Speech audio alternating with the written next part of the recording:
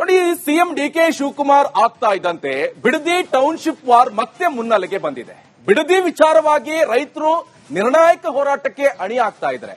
ಇದರ ನಡುವೆ ಆಡಳಿತ ಹಾಗೆ ವಿರೋಧ ಪಕ್ಷದ ನಾಯಕರು ವಾಕ್ ಸಮರ ಬಹಳ ಜೋರಾಗಿ ನಡೀತಾ ಇದೆ.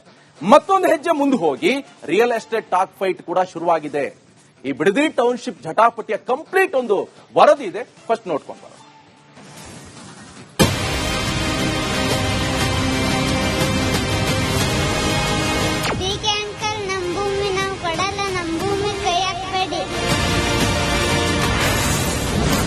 ರಾಜ್ಯ ರಾಜಕೀಯದಲ್ಲಿ ಟೌನ್ಶಿಪ್ ಜಟಾಪಟಿ,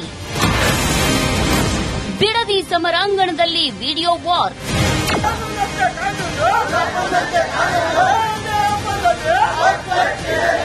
ರಿಪಬ್ಲಿಕ್ ಕನ್ನಡ ಯಾವತ್ತೂ ಜನಪರ, ನೊಂದವರ ಬೆನ್ನಿಗೆ ಸದಾ ನಿಲ್ಲುತ್ತೆ. ಅದರಂತೆ ಬಿಡದಿ ರೈತರ ಹೋರಾಟದ ಬಗ್ಗೆಯೂ ನಿರಂತರ ವರದಿ ಮಾಡಿತ್ತು. ಸ್ಥಳಕ್ಕೆ ತೆರಳಿ ರೈತರ ಅಳಲು ಆಲಿಸಿ ಸರ್ಕಾರ ಹಾಗೂ ವಿಪಕ್ಷವನ್ನ ಬಡಿದೆಬ್ಬಿಸೋ ಕೆಲಸ ಮಾಡಿದೆ. ಇದೀಗ ರಾಜ್ಯ ರಾಜಕೀಯದಲ್ಲಿ ಬಿಡದಿ ಟೌನ್ಶಿಪ್ ವಾರ್ ಜೋರಾಗಿದೆ. ಆರೋಪ ಪ್ರತ್ಯಾರೋಪಗಳ ಸುರಿಮಳೆಯಾಗ್ತಿದೆ.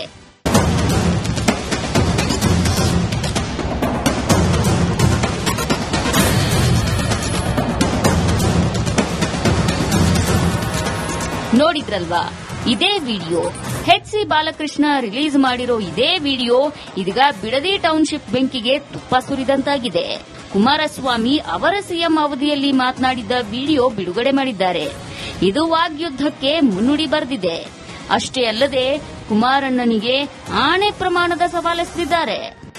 ರೈತರಿಗೆ ಯಾವ ಒಂದು ಡೆವಲಪ್ಮೆಂಟ್ ಆದ್ಮೇಲೆ 40% ಜಮೀನನ್ನ ರೈತರಿಗೆ ಬಿಟ್ಟುಕೊಡಬೇಕು ಡೆವಲಪ್ಮೆಂಟ್ ಜಾಗದಲ್ಲಿ ಅಂತಕ್ಕಂಥ ಒಂದು ತೀರ್ಮಾನವನ್ನು ಸಹ ಮಾಡಿದೆ.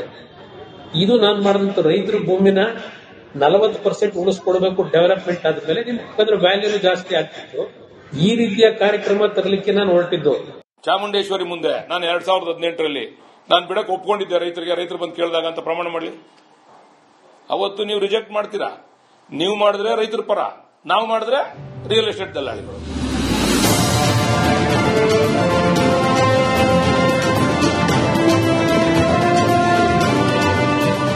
ಡಿಕೆ ಶಿವಕುಮಾರ್ ಸಿಎಂ ಆಗ್ತಿದ್ದಂತೆ ಈ ಬಿಡದಿ ಟೌನ್ಶಿಪ್ ವಾರ್ ತೀವ್ರ ಸ್ವರೂಪವನ್ನ ಪಡೆದುಕೊಂಡಿದೆ.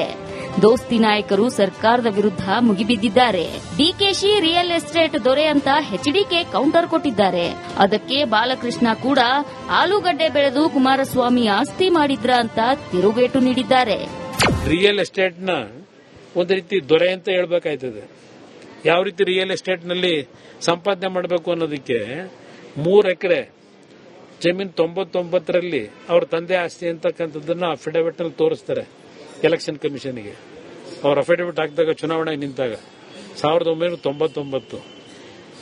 ನಂತರ 2018ರಲ್ಲಿ 1400 ಕೋಟಿ ಆಸ್ತಿ ಅಂತ ತೋರಿಸ್ತಾರೆ. 3 ಎಕರೆ ಜಮೀನಿರೋರು 1400 ಕೋಟಿ ಸಂಪಾದನೆ ಮಾಡಿದ್ದಿದೆಯಲ್ಲ. ಪಾಪ ಜನಕ್ಕೂ ಅದನ್ನು ಸ್ವಲ್ಪ ಟ್ರೈನ್ ಅಪ್ ಮಾಡಲಿ. ನಮ್ಮ ರೈತರು 2 ಎಕರೆ 1 ಎಕರೆ ಇಟ್ಕೊಂಡಿರೋರು ಹೆಂಗೆ ಶ್ರೀಮಂತರಾಗಬೇಕು ಅನ್ನೋದು ಸ್ವಲ್ಪ ಜನಕ್ಕೆ ಈಗ ಅವ್ರ ಮುಖ್ಯಮಂತ್ರಿಗಳು ಬೇರೆ ಇದ್ದಾರೆ. ಈಗ ಕುಮಾರಸ್ವಾಮಿ ತಾವು ಆಸ್ತಿ ಡಿಕ್ಲೇರ್ ಮಾಡೋರಲ್ಲ, ಕುಮಾರಸ್ವಾಮಿ ಹೆಂಡತಿ ಡಿಕ್ಲೇರ್ ಮಾಡೋರಲ್ಲ, ನಿಖಿಲ್ ಕುಮಾರಸ್ವಾಮಿ ಡಿಕ್ಲೇರ್ ಮಾಡೋರಲ್ಲ. ಎಲ್ಲಿಂದ ಬತ್ತು ಆಸ್ತಿ? ಏನು ಒಳ್ಳೆ ನರಸೀಪುರದಲ್ಲಿ ಆಲೂಗಡ್ಡೆ ಬೆಳೆದಿದ್ರಾ? ಎಲ್ಲಿಂದ ಬತ್ತು? ಪ್ರಾಮಾಣಿಕವಾಗಿ ಬರ್ಲಿ, ಚರ್ಚೆಗೆ ಮಾತಾಡೋಣ, ಎಲ್ಲ ತರ್ತೀವಿ ನಾವು ಡೀಟೇಲ್ಸ್ ನ. ಅವ್ರ ಅಣ್ಣನ ಹತ್ರ ಆಸ್ತಿ, ಅವ್ರ ಅಣ್ಣ ಬಾಲಕೃಷ್ಣೇಗೌಡರ ಹೆಸರಲ್ಲಿ ಕೋಟ್ಯಾಂತರ ರೂಪಾಯಿ ಆಸ್ತಿ ಮಾಡ್ಕೊಂಡ್ರು ಕುಮಾರಸ್ವಾಮಿ ಮುಖ್ಯಮಂತ್ರಿ ಆಗಿದ್ದಾಗ. ಎಲ್ಲಿಂದ ಬತ್ತು? ಅವೆಲ್ಲ ಚರ್ಚೆ ಮಾಡೋಣ ಬರ್ಲಿ. ನೀವು ಸುಮ್ಮನೆ ಡಿಕೆ ಶಿವಕುಮಾರ್ ಮುಖ್ಯಮಂತ್ರಿ ಆಗ್ಬಿಟ್ರು, ಇದೊಂದು ಅವಕಾಶ ಸಿಕ್ಕೈತೆ, ನಾವೇನೋ ಅವ್ರ ಮುಖಕ್ಕೆ ಮಸಿ ಬಳಿಬೇಕು ಅಂತಕ್ಕಂಥದ್ದು ಇಟ್ಕೊಂಡ್ರೆ ಜನ ತೀರ್ಮಾನ ಮಾಡ್ತಾರೆ.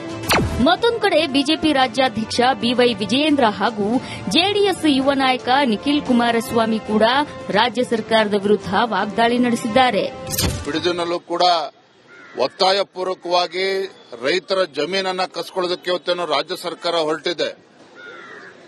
ಸ್ವತಃ ಮುಖ್ಯಮಂತ್ರಿಗಳು ಇದ್ರ ಬಗ್ಗೆ ಆಸಕ್ತಿ ವಹಿಸಿರ್ತಕ್ಕಂಥದ್ದು. ಇವತ್ತು ಒಳ್ಳೆ ಆಡಳಿತ ನೀಡ್ತೇವೆ ಅಂತ ಹೇಳಿ ರೈತರನ್ನ ಒಕ್ಕಲೆಬ್ಬಿಸ್ತಕ್ಕಂಥ ಕೆಲಸ ಮಾಡೋದಕ್ಕೆ ಏನ್ ಸರ್ಕಾರ ಹೊರಟಿದೆ.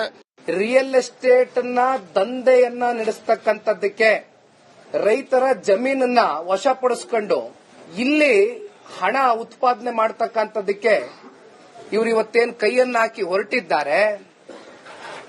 ನಿಮಗೆ ಗೊತ್ತಿದೆ, ಇವಾಗ ಸರ್ಕಾರದ ಕಡೆಯಿಂದ ಹೇಳಿದ್ದಾರೆ ಒಂದ್ ಕಡೆ ಬಿಡದಿ ಟೌನ್ಶಿಪ್ ವಿಚಾರದಲ್ಲಿ ಆಡಳಿತ ವಿಪಕ್ಷಗಳು ಕೆಸರೆರಚಾಟ ನಡೆಸುತ್ತಿದ್ರೆ ಇತ್ತ ರೈತರು ಕೆರಳಿ ಕೆಂಡವಾಗಿದ್ದಾರೆ.